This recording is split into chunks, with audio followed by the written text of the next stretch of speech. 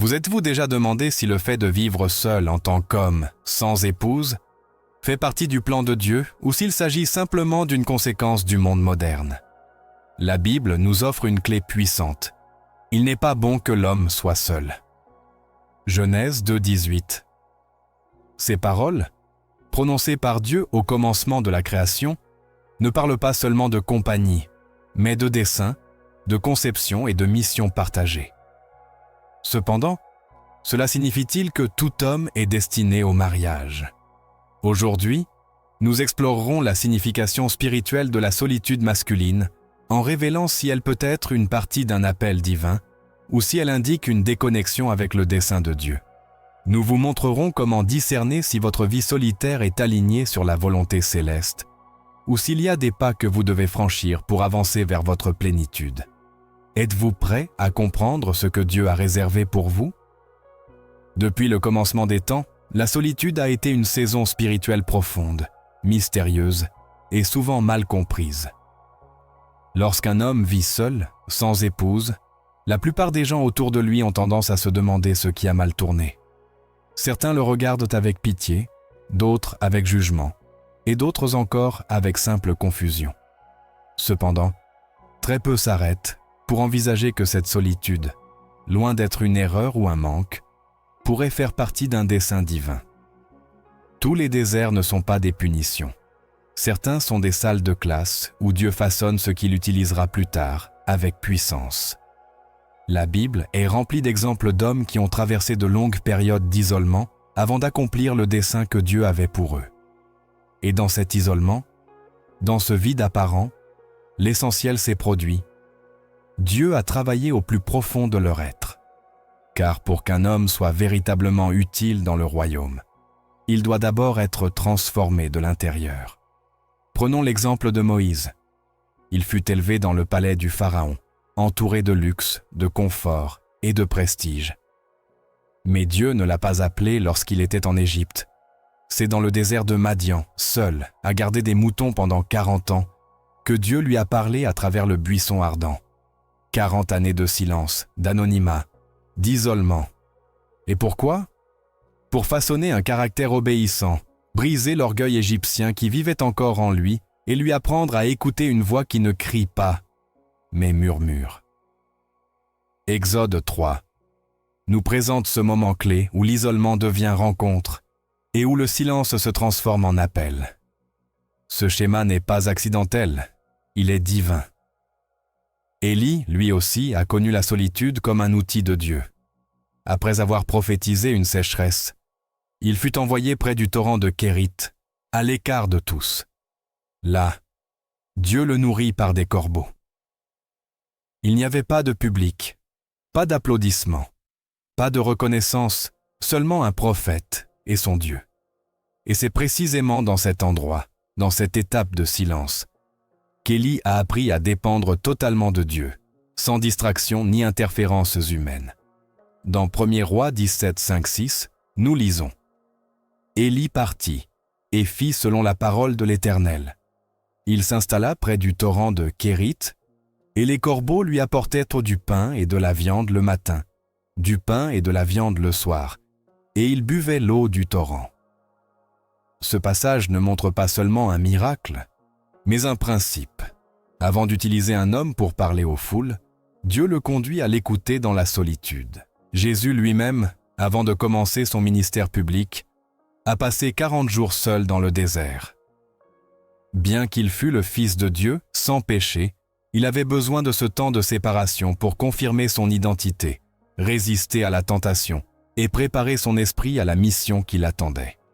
Matthieu 4 déclare « Alors Jésus fut conduit par l'Esprit dans le désert, pour être tenté par le diable. » Ce verset est crucial, car ce n'est pas l'ennemi qui l'a conduit dans le désert, mais l'Esprit. En d'autres termes, cela faisait partie du plan de Dieu. Et si Jésus, étant parfait, avait besoin de ce temps à l'écart, combien plus nous en avons-nous besoin? Ainsi, si aujourd'hui vous êtes un homme vivant seul, sans épouse, il est essentiel de ne pas tomber dans le piège de croire que vous êtes incomplet ou que votre vie est en pause. Il y a des moments où Dieu nous met à part, non pour nous punir, mais pour nous préparer. Il y a des saisons où le bruit de la vie doit cesser pour que nous puissions entendre clairement la direction divine. La solitude, lorsqu'elle est vécue dans l'obéissance et la quête, n'est pas une malédiction, mais un autel. Beaucoup d'hommes ne comprennent pas cela et se désespèrent. Ils cherchent une partenaire comme si elle était la solution à leur vide. Ils passent d'une relation à l'autre, convaincus que l'amour humain guérira ce que seul Dieu peut restaurer. Mais le cœur de l'homme ne trouve son équilibre qu'en se rendant complètement au Seigneur. C'est dans cette reddition totale, dans cette intimité profonde avec Dieu, que naît le véritable dessein. Le roi David a écrit dans Psaume 27, 4. « Une chose que je demande à l'Éternel, que je recherche, c'est d'habiter dans la maison de l'Éternel tous les jours de ma vie. » Pourquoi quelqu'un comme David, entouré de pouvoir, de famille et de soldats, désirait-il être seul avec Dieu? Parce qu'il comprenait que sans cette connexion, tout le reste perdait son sens. Ce que beaucoup d'hommes ignorent, c'est qu'il y a des bénédictions que Dieu n'accorde pas tant que notre cœur n'a pas été transformé. Non pas parce que Dieu est cruel, mais parce qu'il aime tellement qu'il ne veut pas que le don finisse par détruire celui qui le reçoit. Il y a des hommes qui désirent une épouse, mais qui n'ont pas encore été formés pour être des maris. Ils veulent être des chefs de famille, mais n'ont pas appris à être des serviteurs de Dieu. La solitude n'est pas une punition pour ne pas avoir de partenaire. Elle est l'atelier où se forge le caractère d'un futur époux, père et guide spirituel. Romains 5, 3-4 proclame « Bien plus, nous nous glorifions même dans les tribulations, sachant que la tribulation produit la persévérance une fidélité éprouvée, et la fidélité éprouvée, l'espérance. » L'épreuve de la solitude, lorsqu'elle est embrassée avec foi, produit l'espérance, car elle révèle que nous ne sommes pas abandonnés, mais façonnés. L'ennemi a fait un travail très efficace pour déformer la signification de la solitude. Il l'a fait passer pour un défaut, une punition, un échec personnel. Mais Dieu a une autre perspective. La solitude est le contexte idéal pour traiter ce qui est invisible, pour guérir les blessures d'or cachées sous des couches d'activité, de bruit et de compagnie superficielle. Il y a des hommes qui ne se sont jamais arrêtés pour regarder en eux-mêmes, car ils ont toujours été entourés d'autres personnes. Mais lorsque la solitude arrive, il n'y a plus d'excuses. C'est là que Dieu confronte, révèle et transforme. Considérez l'exemple de l'apôtre Paul. Bien que nous ne sachions pas avec certitude s'il était marié ou non, ce qui est évident, c'est qu'il a vécu une grande partie de son ministère dans une consécration totale à Dieu, sans compagne à ses côtés. Dans 1 Corinthiens 7, 7-8, Paul déclare « Je voudrais que tous les hommes soient comme moi, mais chacun a son propre don de Dieu.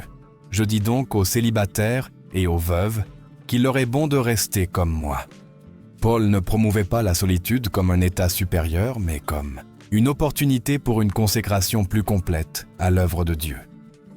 Dans son cas, être seul n'était pas un manque, mais un avantage pour accomplir son appel. Lorsque nous comprenons cela, tout change. L'homme qui vit seul, sans épouse, ne doit pas se voir comme incomplet, mais comme quelqu'un qui se trouve dans une étape spécifique du plan de Dieu.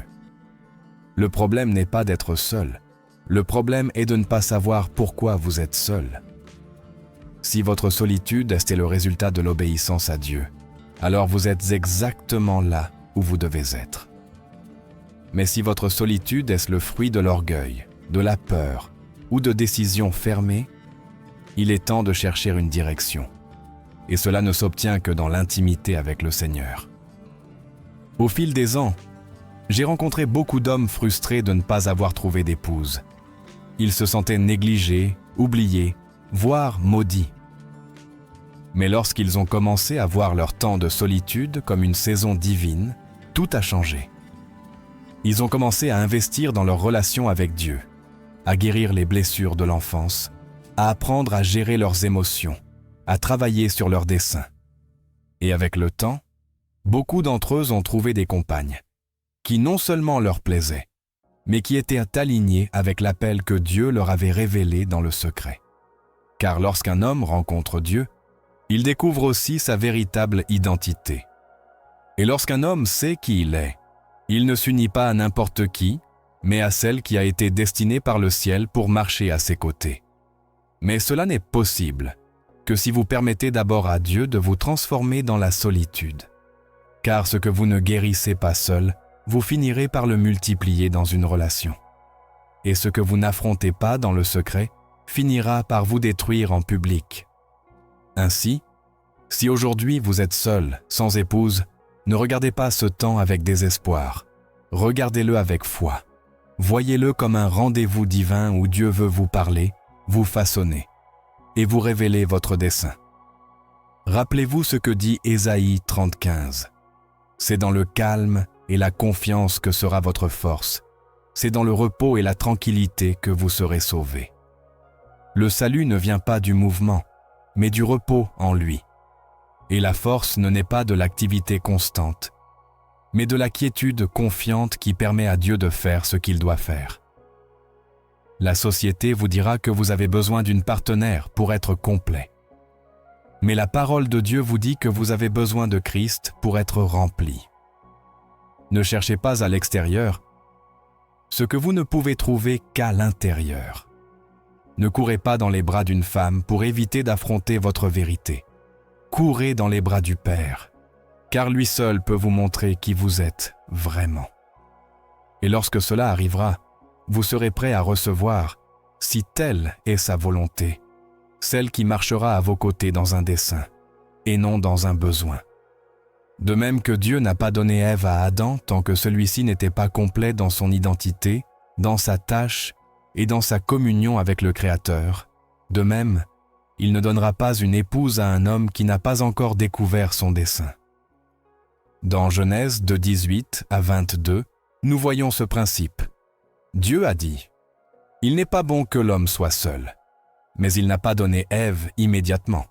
D'abord, il a endormi Adam, puis il a formé la femme, et seulement alors, il la lui a présentée. Pourquoi cet ordre ? Parce que Dieu ne donne pas de bénédiction lorsque l'homme est éveillé, essayant de tout contrôler. Il donne lorsqu'il trouve un cœur rendu, en repos, prêt à recevoir. Votre solitude a un dessein. Ce n'est pas du temps perdu, c'est du temps consacré. Permettez à Dieu de compléter l'œuvre qu'il a commencée en vous. Il ne faillit pas. Il n'improvise pas. Si aujourd'hui vous êtes seul, mais dans ses mains, vous êtes exactement là où vous devez être. Ne courez pas, ne fuyez pas. N'essayez pas de remplir le silence avec du bruit. Restez, écoutez, priez, laissez Dieu vous parler. Car il se peut que ce temps de solitude ne soit pas la fin, mais le début de la plus grande saison de votre vie. Êtes-vous prêt à laisser Dieu transformer votre solitude en dessein ? Car lorsque vous le faites, vous découvrez que vous n'avez jamais vraiment été seul.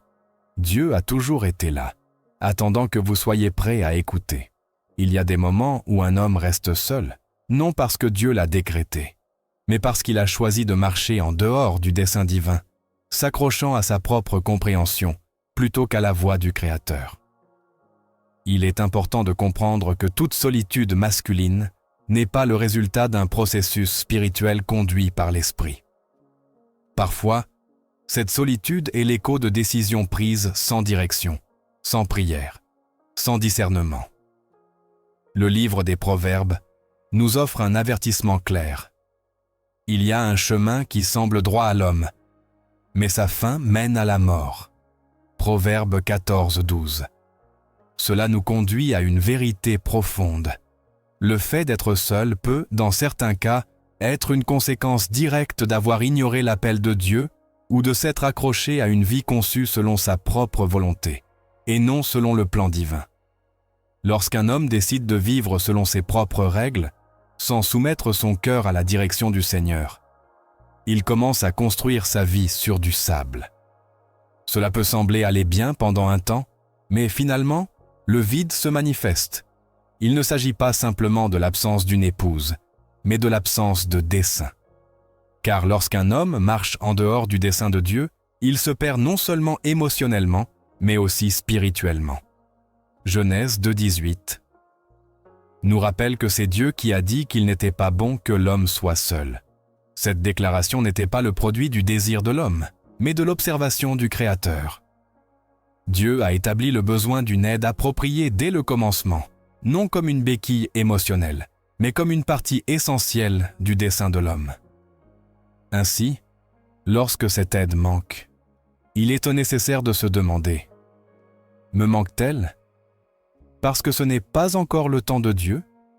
Ou parce que j'ai moi-même fermé la porte ?» Le cœur humain a tendance à se justifier, à rationaliser les décisions qu'il a prises, même celles qui l'éloignent du plan de Dieu. Beaucoup d'hommes disent qu'ils préfèrent être seuls, qu'ils sont bien sans épouse, qu'ils n'ont besoin de personne. Mais derrière ces mots se cache souvent la peur, l'amertume ou l'orgueil. Jérémie 17,9 déclare « Le cœur est tortueux par-dessus tout, et il est méchant.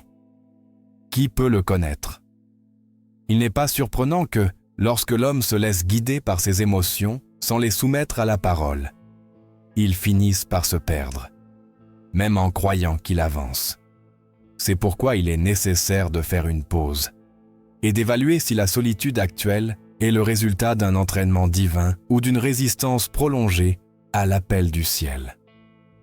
Lorsque Dieu appelle, il le fait avec amour, mais aussi avec clarté. L'appel n'est pas toujours facile à accepter, car il implique le renoncement, l'obéissance, la soumission de sa propre volonté à une volonté supérieure. Beaucoup d'hommes ont reçu une direction claire de Dieu, guérir avant de s'unir à quelqu'un, abandonner des relations qui ne glorifient pas son nom, attendre le bon moment, se préparer dans leur caractère. Mais tous n'obéissent pas. Certains choisissent d'ignorer cette voie et de suivre leurs propres impulsions. Le résultat n'est pas la paix, mais le désordre.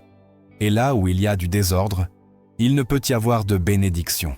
Dans 1 Samuel 15, 23, le prophète dit à Saül « Car la rébellion est comme le péché de divination, et l'obstination comme une idole et une idolâtrie. » Ce passage révèle que résister au plan de Dieu n'est pas simplement une mauvaise décision. C'est une rébellion spirituelle. Dieu n'accorde pas de promesses à ceux qui vivent dans une désobéissance persistante. Sa fidélité est incontestable, mais sa sainteté l'est aussi. Il n'est pas compatible d'attendre une épouse selon Dieu, tout en vivant une vie construite en dehors de sa volonté.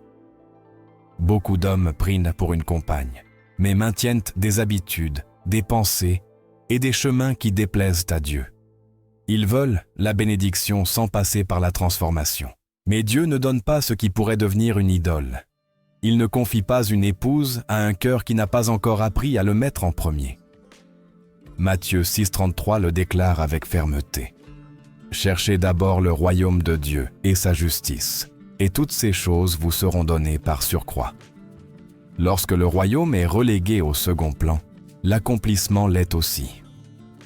L'obstination à suivre un plan personnel est l'un des plus grands obstacles à l'accomplissement du dessein matrimonial. Parfois, l'homme s'accroche à son idée de quel type de femme il veut, de quand elle doit arriver, de comment la relation doit être. Et dans cet empressement à contrôler le résultat, il se ferme à ce que Dieu veut lui donner. D'autres fois, l'attachement n'est pas dans le désir de contrôler l'avenir, mais dans le refus d'abandonner le passé. Certains restent liés à des relations passées, à des blessures non guéries, à des images idéalisées qui les empêchent de voir clairement ce que Dieu veut faire de nouveau. Ésaïe 43, 18 à 19 dit « Ne vous souvenez plus des choses passées et ne considérez plus les choses anciennes. Voici, je vais faire une chose nouvelle. Elle va bientôt éclore. Ne la reconnaîtrez-vous pas ? Si le cœur continue de vivre dans le passé, il ne pourra jamais recevoir ce que Dieu a préparé pour demain. » Une autre raison pour laquelle beaucoup d'hommes vivent seuls est qu'ils confondent l'indépendance avec l'autosuffisance. Certains croient que dépendre de quelqu'un d'autre est une faiblesse et préfèrent une vie isolée plutôt que d'ouvrir leur cœur et de partager leur fardeau. Mais l'autosuffisance n'est pas de la force, c'est de l'orgueil déguisé. Dieu a créé l'homme avec la capacité de diriger, oui, mais aussi avec le besoin de compagnie, d'aide, d'unité. Le dessein divin n'était pas l'indépendance absolue, mais une interdépendance aimante. Éphésiens 5,25 nous présente un modèle clair. Maris, aimez vos femmes comme Christ a aimé l'Église et s'est livré lui-même pour elle.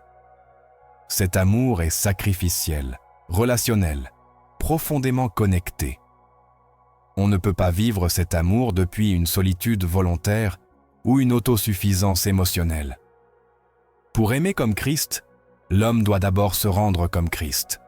La volonté de Dieu ne se manifeste pas toujours dans des chemins confortables ou évidents.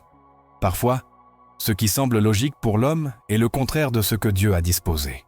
Il est nécessaire de développer une sensibilité spirituelle pour discerner quand le plan personnel prend la place du plan divin.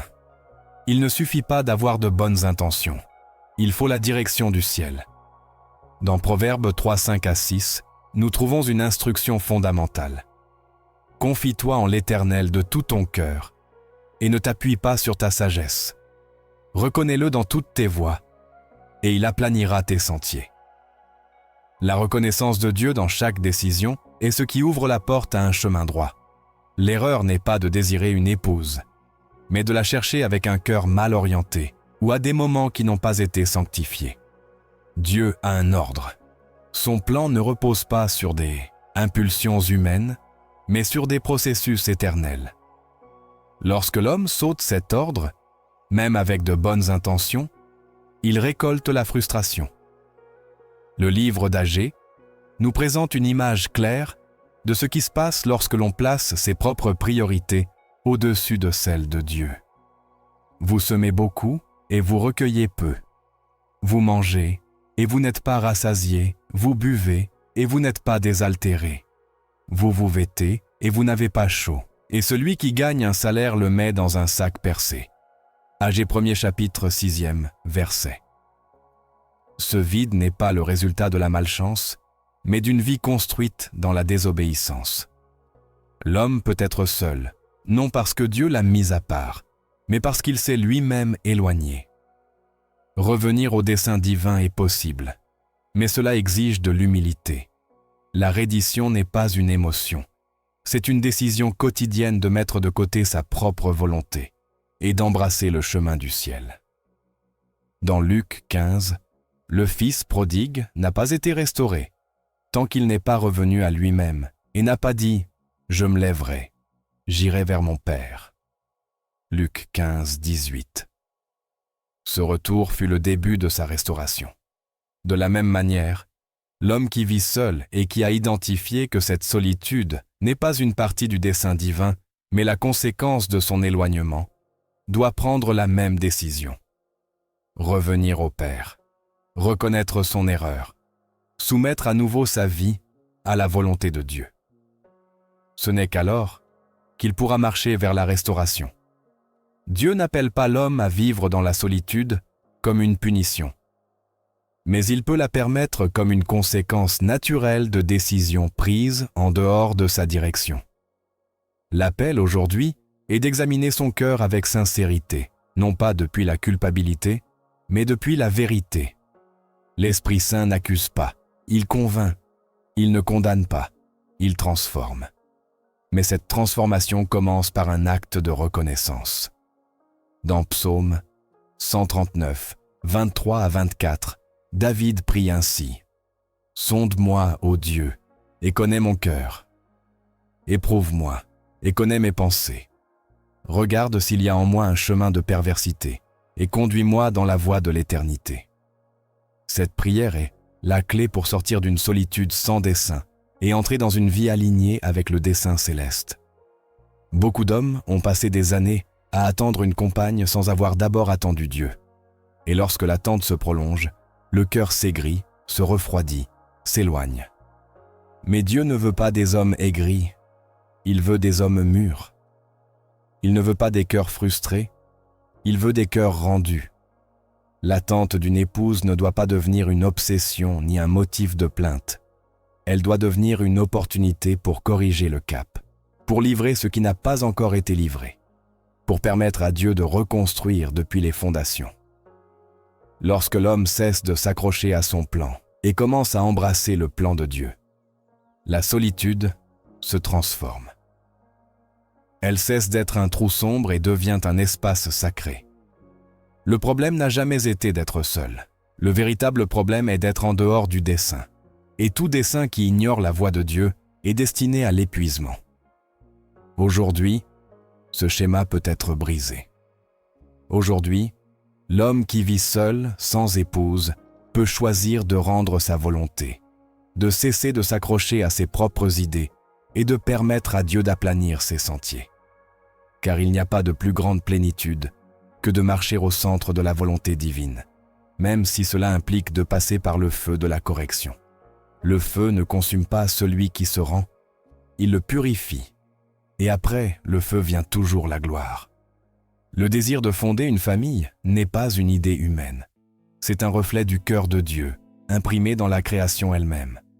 Dès le commencement, le dessein divin a envisagé l'union entre l'homme et la femme comme une partie fondamentale du dessein humain. Ce n'est pas Adam qui a demandé une épouse, c'est Dieu qui a vu qu'il n'était pas bon que l'homme soit seul.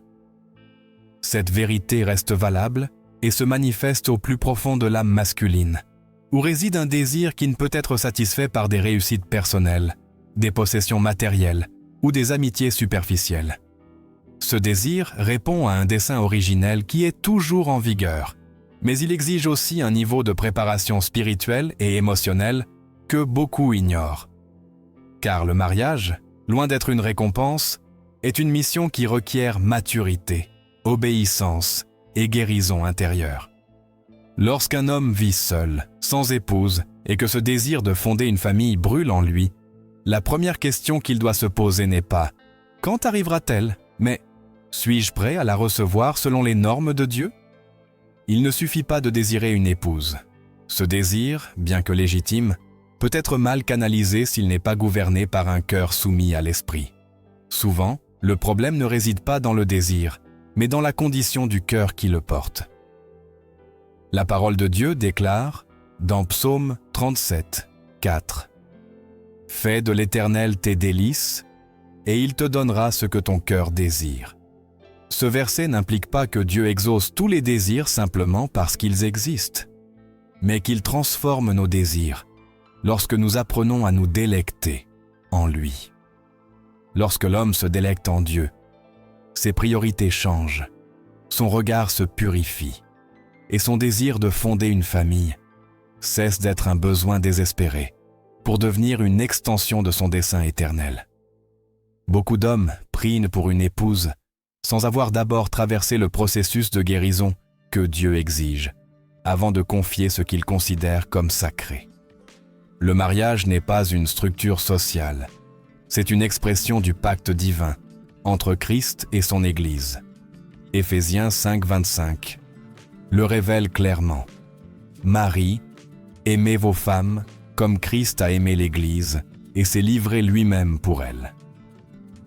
Aimer avec ce niveau d'abandon requiert un cœur pur, fortifié et aligné sur la volonté de Dieu. Un cœur contaminé par des blessures du passé, des schémas émotionnels désordonnés ou une vision déformée de l'amour ne peut pas supporter le poids de cet appel.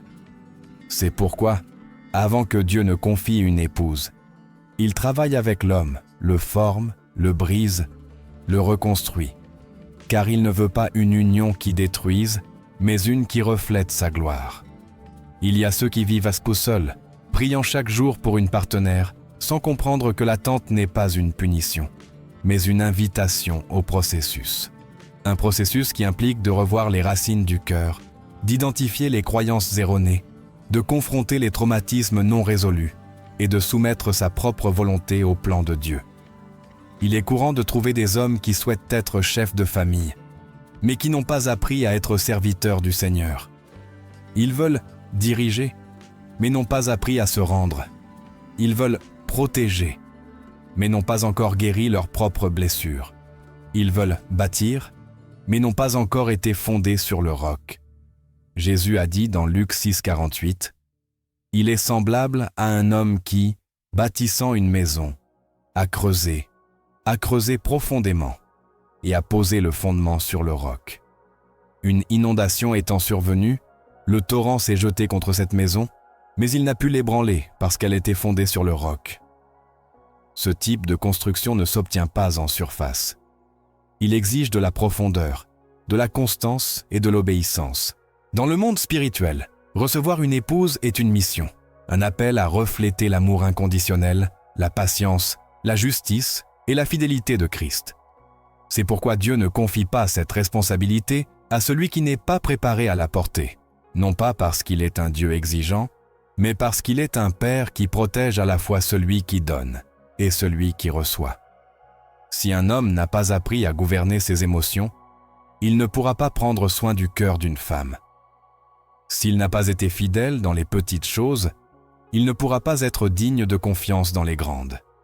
S'il n'a pas appris à aimer Dieu par-dessus tout, il finira par idolâtrer son épouse, ou par exiger d'elle ce que seul Dieu peut donner. C'est pourquoi beaucoup d'hommes restent seuls, non parce que Dieu a oublié leurs cris, mais parce qu'il attend de voir en eux le fruit d'une obéissance qui soutient la promesse. Dans le livre de la Genèse, avant qu'Ève n'apparaisse, Dieu donne à Adam une tâche spécifique, garder et cultiver le jardin. Il lui donne domination, responsabilité et dessein. Adam n'a pas été créé pour être oisif, mais pour être fructueux, même dans la solitude. Cette responsabilité précède la relation. L'ordre est intentionnel, car Dieu ne forme pas des mariages pour combler des vides, mais pour amplifier des desseins. Un homme qui n'a pas encore identifié son dessein, qui n'a pas assumé son appel ni développé son potentiel, n'est pas prêt à être un mari. Car le mariage n'est pas un refuge contre l'ennui, ni une solution à l'insécurité. C'est une mission, et chaque mission exige entraînement, vision et caractère. L'erreur de beaucoup d'hommes est de vouloir recevoir sans s'être laissé former. Ils veulent récolter sans avoir semé, construire sans avoir creusé, aimer sans avoir été transformé. Le désir d'avoir une épouse doit être accompagné d'une quête intentionnelle de maturité. Cette maturité ne vient ni avec l'âge, ni avec l'expérience humaine. Elle vient avec l'obéissance au processus de Dieu, avec une reddition totale à sa voix, avec la disposition à laisser derrière soi l'ancien pour recevoir le nouveau. 2 Corinthiens 5,17 l'affirme. Si quelqu'un est en Christ, il est une nouvelle créature. Les choses anciennes sont passées, voici, toutes choses sont devenues nouvelles. Cette rénovation ne se produit pas en surface. Elle se produit dans le secret, dans l'intimité, dans les moments où personne ne voit, mais où Dieu agit. L'homme qui vit seul, mais désire fonder une famille, doit comprendre que Dieu n'est pas silencieux. Il est à l'œuvre. Et souvent, cette œuvre se dirige d'abord vers le cœur, non pour punir, mais pour préparer, non pour faire attendre en vain, mais pour forger en profondeur, ce qui soutiendra la bénédiction lorsqu'elle arrivera. Car l'amour ne se soutient pas avec des émotions, il se soutient avec l'engagement, le sacrifice, le caractère. Et le caractère ne s'hérite pas, il se développe. Hébreux 12:11 nous dit « Il est vrai qu'aucune discipline, pour le moment, ne semble être une cause de joie, mais de tristesse. Mais ensuite, elle produit un fruit paisible de justice pour ceux qui ont été formés par elle. » Ce fruit est ce que Dieu attend de voir avant de confier une compagne. La guérison intérieure est une condition indispensable pour bâtir une famille selon le cœur de Dieu, car les blessures non traitées deviennent des schémas destructeurs. L'homme qui n'a pas pardonné à son père, qui n'a pas guéri de la trahison d'une relation passée, qui n'a pas confronté ses insécurités, finira par répéter des cycles que Dieu souhaite briser. Mais pour que cela se produise, il doit permettre à la lumière de la parole d'éclairer son intérieur. Hébreux 4:12 déclare « Car la parole de Dieu est vivante et efficace, plus tranchante qu'aucune épée à deux tranchants. Elle pénètre jusqu'à partager âme et esprit, jointure et moelle. Elle juge les sentiments et les pensées du cœur. Cette pénétration n'est pas confortable, mais elle est nécessaire, car seul ce qui est exposé peut être transformé. L'homme qui prie pour une épouse doit d'abord prier pour un cœur conforme à celui de Dieu. Car il ne s'agit pas seulement d'avoir une compagnie, mais d'avoir la capacité de refléter l'amour du Père dans l'intimité du foyer. Cet amour ne s'improvise pas, il s'apprend dans la présence de Dieu. Il se cultive dans l'obéissance, se fortifie dans l'adoration, se confirme dans la parole.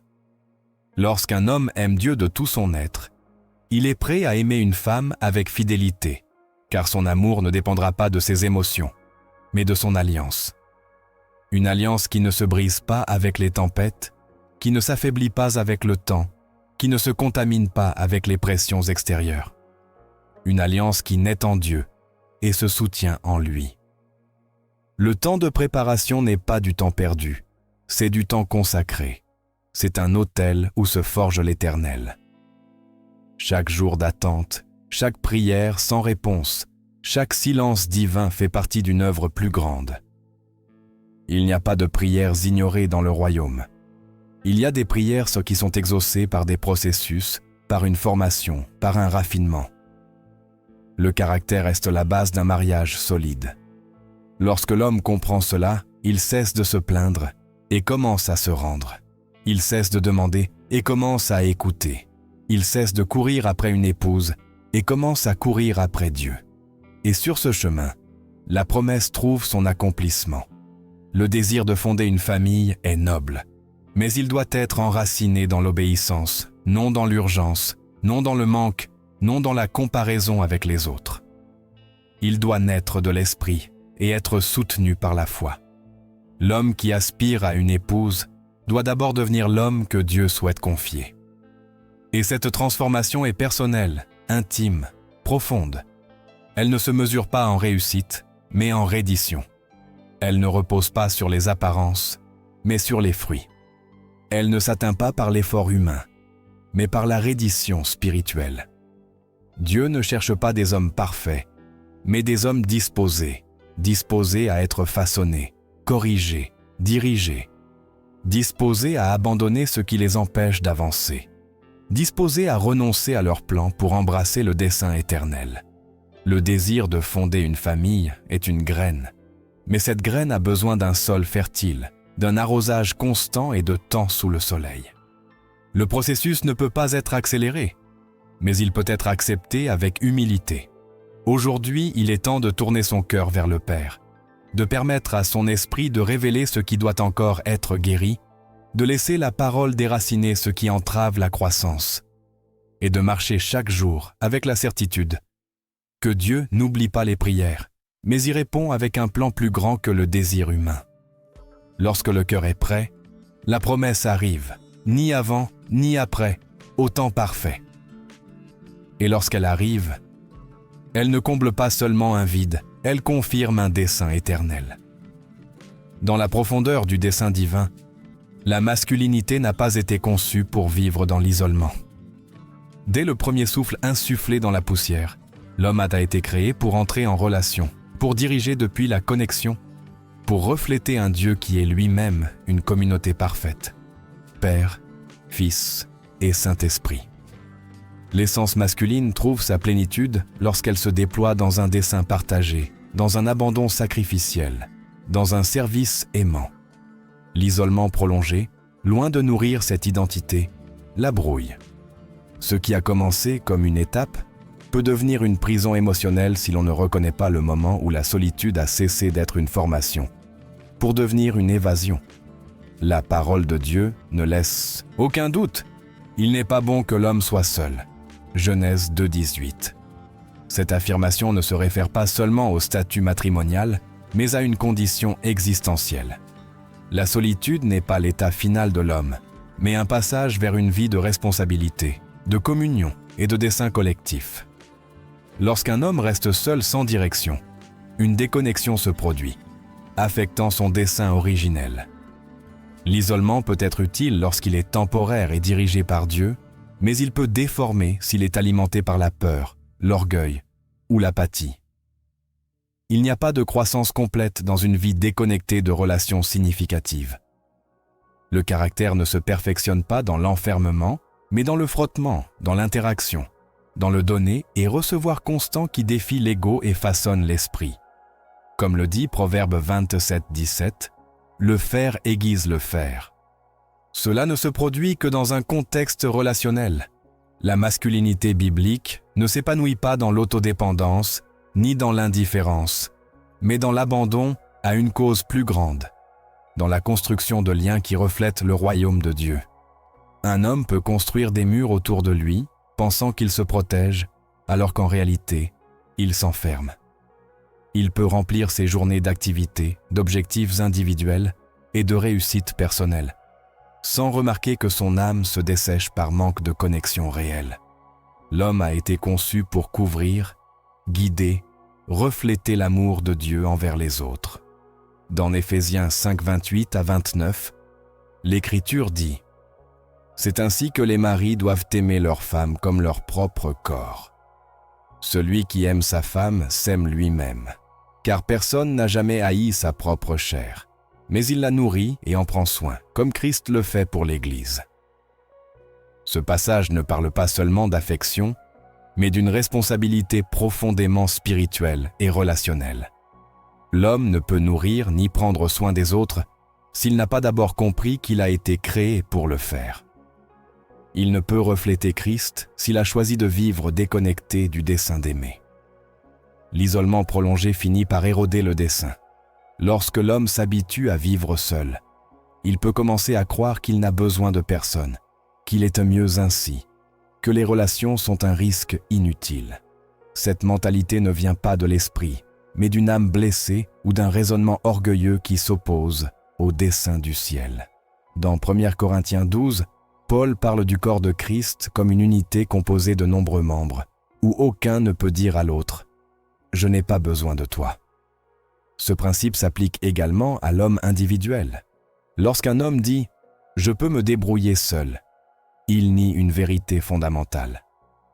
Dieu nous a créés pour vivre dans l'interdépendance, pour l'édification mutuelle, pour refléter son image à travers le lien. La masculinité qui s'isole se dénature, perd en sensibilité, devient rugueuse ou indifférente et cesse d'être un canal de bénédiction. La force de l'homme ne se mesure pas par sa capacité à être seul, mais par sa capacité à aimer, à servir, à soutenir. Jésus, le modèle parfait d'homme, n'a jamais choisi de marcher seul. Bien qu'il fût autosuffisant en tant que fils de Dieu, il a choisi de vivre en communauté, de former des disciples, de pleurer avec ses amis, de partager la table, de marcher accompagné. Dans Jean 15:15, Jésus dit à ses disciples « Je ne vous appelle plus serviteurs, mais je vous ai appelés amis. » La masculinité divine se manifeste dans la vulnérabilité sainte de marcher avec les autres. Isolé, l'homme peut se protéger de la douleur, mais il se prive aussi de la croissance. Il peut éviter les conflits, mais aussi le développement. Il peut esquiver le rejet, mais aussi la rédemption qui se produit dans la relation.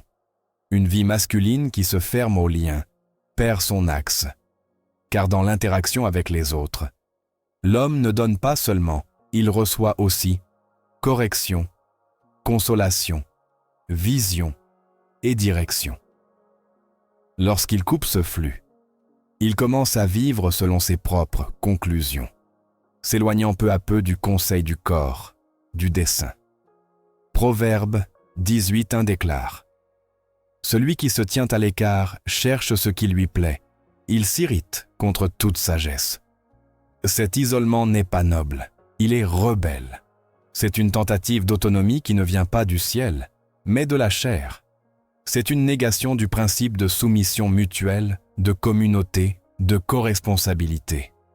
Il n'y a pas d'honneur dans la solitude autoproclamée lorsque celle-ci naît du désir d'éviter l'engagement. La véritable masculinité se mesure par sa capacité à assumer une responsabilité relationnelle, non par son habileté à y échapper. Dieu n'a pas conçu l'homme pour vivre en marge. Il l'a conçu pour être au centre du dessein, bâtissant, protégeant, pourvoyant, dirigeant dans l'amour. Lorsqu'un homme choisit de vivre en marge, il renonce à cette mission. Il se déconnecte non seulement des autres, mais aussi de lui-même. Il commence à ignorer des aspects de sa vie qui ne se développent qu'en relation avec les autres. Les émotions ne s'affinent pas dans la solitude, elles s'affinent dans le contact. La patience ne s'entraîne pas dans le vide, mais dans la friction. La compassion ne s'active pas dans l'enfermement, mais dans la rencontre. La maîtrise de soi ne s'affirme pas par des pensées, mais par des actions concrètes impliquant la coexistence, l'attente, le pardon, l'abandon. Une masculinité isolée court aussi le risque de déformer sa compréhension de l'autorité. Sans relation qui le défie atteinte, l'homme peut commencer à se voir comme la mesure de toute manne chose. Il peut nourrir des idées erronées sur le rôle du leadership, croyant qu'il s'agit de pouvoir ou de contrôle, plutôt que de service et d'abandon. Jésus a confronté ce modèle lorsqu'il a lavé les pieds de ses disciples et a dit « Celui qui veut être le plus grand parmi vous sera votre serviteur. » Matthieu 23:11. Sans relation qui l'expose au besoin de servir, l'homme risque de devenir quelqu'un qui exige sans donner, qui commande sans aimer, qui s'impose sans couvrir. Le leadership biblique commence à la table, pas sur le trône. Et la table est un lieu de rencontre, de vulnérabilité, de conversation. La vie de l'homme qui vit seul, sans épouse, peut tomber dans des routines qui le déconnectent de sa mission relationnelle. Il peut croire que sa manière de vivre est plus efficace, plus libre, plus pratique. Mais le dessein éternel n'a pas été conçu pour l'efficacité, mais pour la transformation. Dieu ne cherche pas des hommes qui se contentent de faire ce qui est juste, mais qui vivent selon son dessein. Et ce dessein exige l'interaction, l'alliance, la communion. Il n'y a pas de plénitude dans la productivité s'il n'y a pas de communion. Il n'y a pas de fruits durables sans semence dans la relation. Il n'y a pas d'impact éternel depuis une vie centrée uniquement sur soi-même. La masculinité biblique est un reflet de Christ, et Christ est une relation vivante, pas un concept abstrait. L'homme qui s'isole risque de développer une spiritualité sans corps, une foi sans pratique, une dévotion qui ne se traduit pas en actions concrètes envers les autres. 1 Jean 4:20 le résume ainsi. Si quelqu'un dit « j'aime Dieu » et qu'il haïsse son frère, c'est un menteur. La foi authentique se manifeste dans la relation. On ne peut aimer Dieu véritablement sans manifester cet amour envers son prochain. L'homme qui cherche à vivre selon le dessein céleste doit comprendre qu'il n'a pas été appelé à s'isoler, mais à refléter le caractère du royaume dans chaque lien qu'il cultive. La restauration de la masculinité commence lorsque l'homme reconnaît que sa force ne réside pas dans ce qu'il évite, mais dans ce qu'il assume. Lorsqu'il cesse de craindre la vulnérabilité, lorsqu'il ose partager sa vie, non pas depuis le besoin, mais depuis la plénitude, lorsqu'il comprend que être chef ne signifie pas dominer, mais soutenir, que être leader n'implique pas d'avoir toutes les réponses, mais d'être prêt à aimer en premier, que son dessein n'est pas de survivre seul, mais de bâtir avec les autres. La masculinité ne trouve pas sa forme dans la distance, mais dans l'abandon. La solitude qui fortifie est celle qui a une date de sortie. L'isolement qui forme est celui qui a un dessein. Mais lorsque l'isolement se prolonge et commence à définir l'identité de l'homme, il devient un obstacle spirituel. L'ennemi cherche des hommes déconnectés, car un homme isolé est plus facile à tromper, plus vulnérable à la confusion, plus enclin à justifier ce que l'esprit n'approuve pas. La serpente n'a pas parlé à Ève en communauté, elle a parlé dans l'isolement. Lorsque l'homme reste seul en dehors du dessein de Dieu, il ouvre un espace pour des arguments qui ne naissent pas de la vérité, mais de la distorsion. C'est pourquoi il est vital de discerner si la solitude est une mission divine ou une évasion personnelle. Revenir au dessein de Dieu implique d'accepter que la plénitude de l'homme s'active dans la relation, que sa mission ne s'accomplit pas dans l'enfermement, mais dans l'ouverture. que son appel ne se soutient pas dans ce qu'il accomplit seul, mais dans ce qu'il bâtit avec les autres, que l'image de Dieu en lui se reflète plus fortement lorsqu'il aime, lorsqu'il sert, lorsqu'il se donne. La restauration du dessein masculin commence lorsque l'on reconnaît qu'il n'a pas été créé pour marcher seul, mais pour laisser une empreinte avec les autres. Il n'y a pas de maturité spirituelle sans communauté. Il n'y a pas de développement masculin sans lien. Il n'y a pas de plénitude dans la solitude lorsqu'elle contredit le dessein éternel. L'homme a été appelé à aimer comme Christ, à bâtir comme Paul, à prendre soin comme Joseph, à diriger comme Néhémie. Aucun d'eux ne l'a fait dans l'isolement. Tous ont marché accompagnés, défiés, soutenus, car la masculinité qui transforme n'est pas celle qui se protège, c'est celle qui se donne. Un homme qui vit seul, sans épouse, doit examiner sa solitude, non avec des yeux humains, mais avec un discernement spirituel.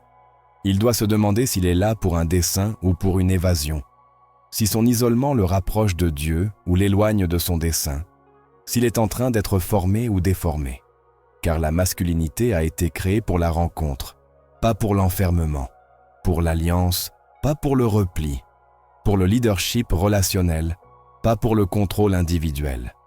La restauration commence par une décision. Cesser de se contenter de moins que ce que Dieu a conçu et revenir à l'endroit où la masculinité s'épanouit, où le dessein s'active, où l'identité s'aligne. Cet endroit n'est pas la solitude. C'est la communion vivante avec Dieu et avec les autres. C'est là que l'homme retrouve ce pourquoi il a été créé. La restauration intérieure est la base sur laquelle Dieu bâtit un foyer solide. Avant de confier une épouse, il s'assure de purifier l'homme dans ses profondeurs. Non seulement pour protéger la femme qui sera confiée à ses soins, mais aussi pour que l'homme lui-même ne détruise pas ce qu'il désire tant recevoir. Lorsque le cœur n'a pas été guéri, toute relation devient un reflet des blessures non traitées. Et le mariage, loin d'être une bénédiction, se transforme en un champ de bataille, où l'âme, non préparée, réagit, blesse et répète des schémas destructeurs. C'est pourquoi la formation d'un mari selon le cœur de Dieu ne commence pas par une promesse, mais par une reddition. Elle ne commence pas avec l'arrivée de quelqu'un, mais avec la restauration de l'âme. Dieu traite avec ce qui est caché, pas avec ce qui est visible. L'homme qui vit seul, sans épouse, et qui désire s'unir dans une alliance, doit comprendre que Dieu sonde les pensées et les intentions du cœur. Hébreux 4:12 affirme que la parole est vivante, efficace, plus tranchante qu'aucune épée à deux tranchants, et qu'elle discerne les choses les plus intimes. Ce discernement ne cherche pas à condamner, mais à révéler.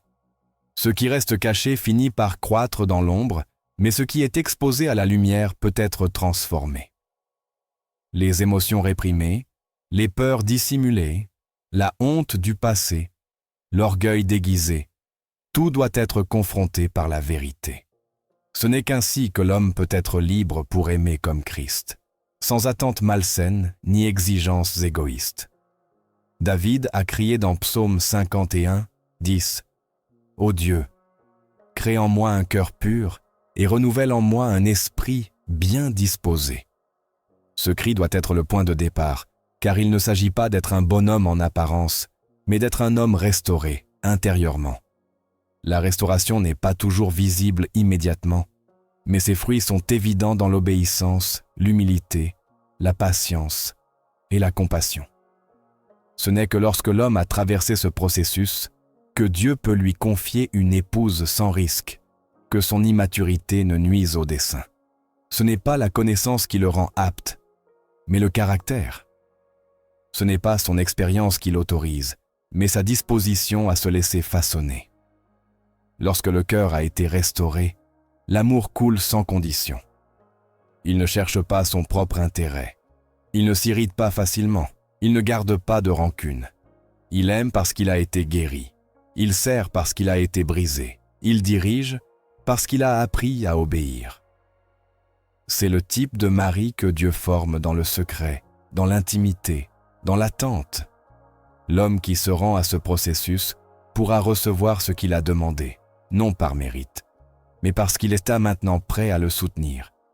Car Dieu ne donne pas des promesses pour qu'elles soient à briser, mais pour qu'elles reflètent sa gloire. La solitude, lorsqu'elle est comprise depuis la perspective de Dieu, peut devenir le décor où naît l'appel le plus élevé. Tous les hommes ne sont pas destinés au mariage, et tous ceux qui restent seuls ne sont pas incomplets. Il y a des hommes qui ont été mis à part par le ciel, non par négligence, mais par un dessein différent, car leur consécration n'est pas liée à la fondation d'un foyer, mais à l'expansion du royaume, avec une liberté que seul la célibat peut permettre.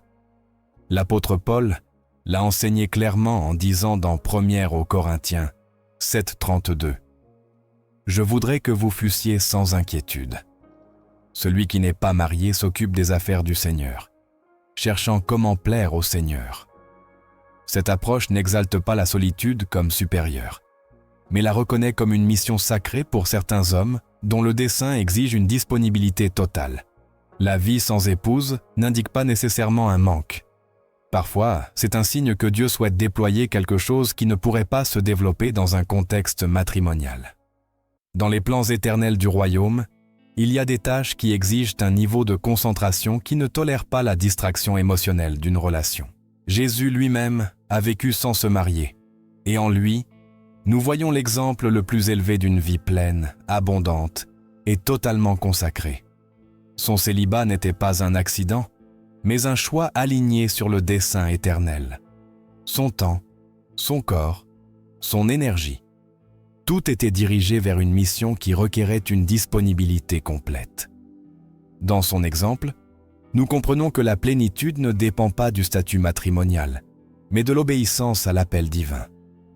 Un homme qui vit seul doit se demander si sa solitude fait partie de cette consécration. Tous ne le seront pas, mais ceux qui le sont expérimentent une grâce spéciale pour marcher dans la fidélité sans avoir besoin d'une compagne.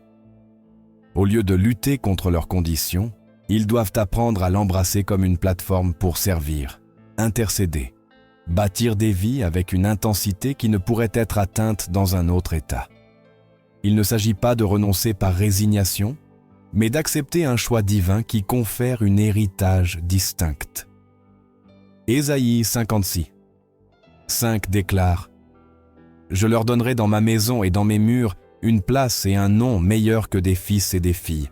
Je leur donnerai un nom éternel qui ne périra pas. » Ce passage est un rappel puissant qu'il y a une honneur réservée pour ceux qui vivent totalement consacrés aux affaires du royaume.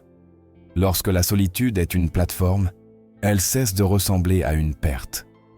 Le cœur s'aligne sur la volonté de Dieu et l'esprit se concentre sur l'Éternel.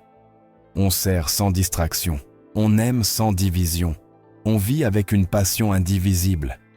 L'homme qui a été appelé à vivre sans épouse n'est pas incomplet, il est consacré.